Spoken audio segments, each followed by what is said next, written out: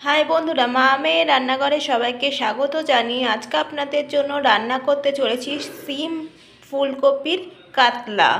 উপকরণে কি কি লাগছে একবার আপনারা দেখে নিন। এখানে কাতলা মাছগুলোকে ভেজে রেখেছি।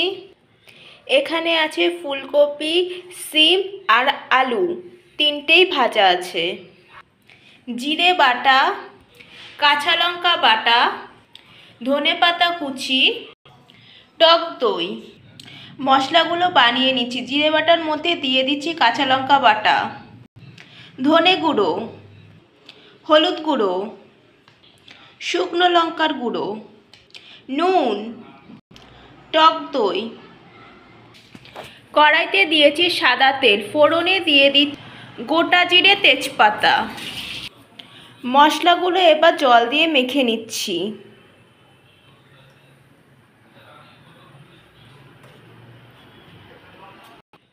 তারপর কড়াইতে দিয়ে দিচ্ছি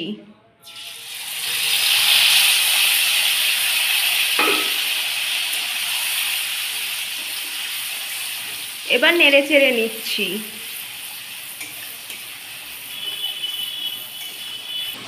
দিয়ে দিচ্ছি চিনি,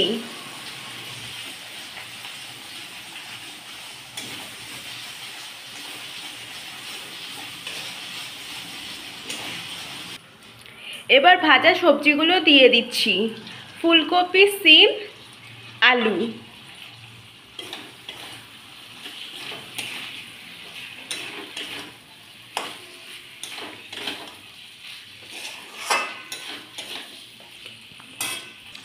জল দিয়ে ঢেকে দিচ্ছি, ঢাকনা খুলে নিচ্ছি।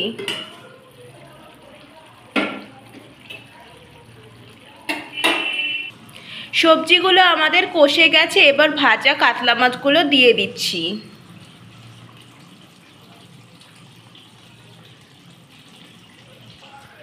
এবার তরকারির জন্য জল দিয়ে দিচ্ছি পরিমাণ মতন।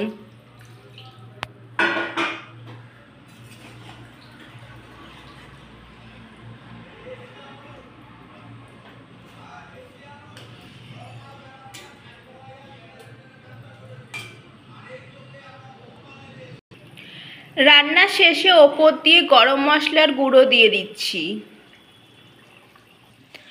আর ধনেপাতা কুচি ছড়িয়ে দিচ্ছি। রান্না হয়ে গেছে, এবার নামিয়ে নেব।